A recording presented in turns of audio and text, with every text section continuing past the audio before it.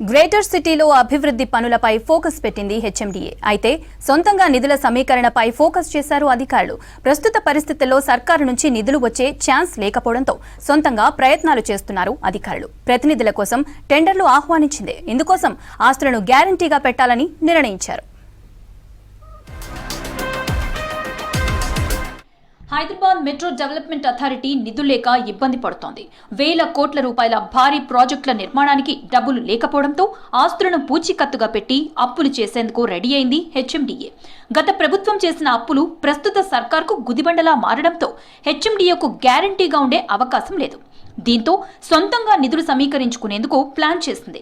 దీనికి ప్రభుత్వం green signal ఇవ్వడంతో హెచ్ఎండీఏ తరపున లావాదేవీలు నిర్వహించడానికి ఆర్థిక సంస్థలు లేదా బ్యాంకింగ్ రంగంలో అనుభవం ఉన్న మర్కంటైల్ బ్యాంకర్లను ప్రతినిధులుగా నియమించుకోవాలని నిర్ణయించుకుంది.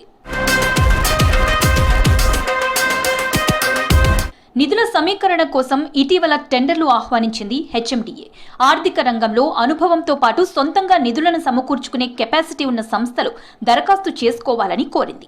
హెచ్ఎండీఏ తరపున బాండ్లను విడుదల చేసి నిధులు సమకూర్చాలని, ఆయా బాండ్లను కొనేవారికి హెచ్ఎండీఏ ఆస్తులను గ్యారంటీగా ఉంచాలని కూడా అధికారులు నిర్ణయించారు.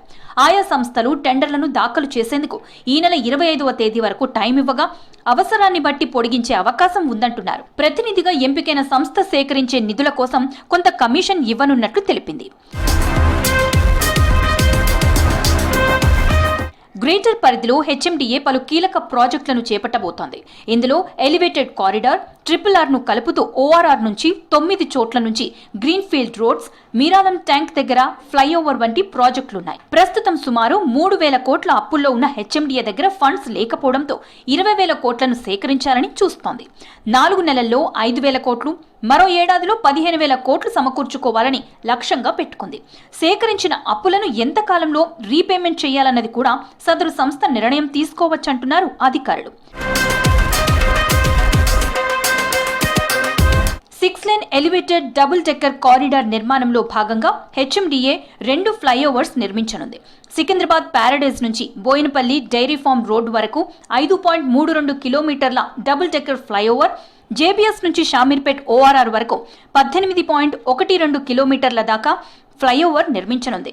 సికింద్రాబాద్ టు బోయిన్పల్లి కారిడార్ 1,580 కోట్లు, జేబీఎస్ టు షామీర్పేట్ కారిడార్ కు 3,620 కోట్లు అవసరమని అంచనా వేస్తున్నారు అధికారులు. ఔటర్ రింగ్ రోడ్ నుంచి RRR ను కలిపి 9 చోట్ల గ్రీన్ఫీల్డ్ రోడ్లను నిర్మించనుంది. 215 కిలోమీటర్లు నిర్మించే ఈ రోడ్లకు 3,000 కోట్లు ఖర్చవుతుందని అంచనా.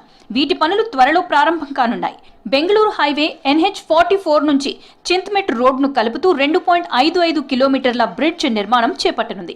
ఇవే కాకుండా ట్యాంక్ బండ్ చుట్టూ స్కైవాక్ ప్రతిపాదన కూడా ఉంది. మీరాలం ట్యాంక్ వద్ద మరో ఫ్లైఓవర్, కేబుల్ బ్రిడ్జ్ నిర్మించే ప్రతిపాదనలు ఉన్నాయి. ఇవే కాకుండా మరికొన్ని పెండింగ్ పనులకు నిధులు అవసరం ఉంది. మొత్తం 2.5 ఏళ్లలో ఆయా ప్రాజెక్టులను అందుబాటులోకి తీసుకురావాలంటే భారీ మొత్తంలో నిధులు అవసరమవుతాయని భావిస్తున్న హెచ్ఎండీఏ బాండ్స్ జారీ, నిధుల సేకరణ కోసం ప్రయత్నాలు చేస్తోంది.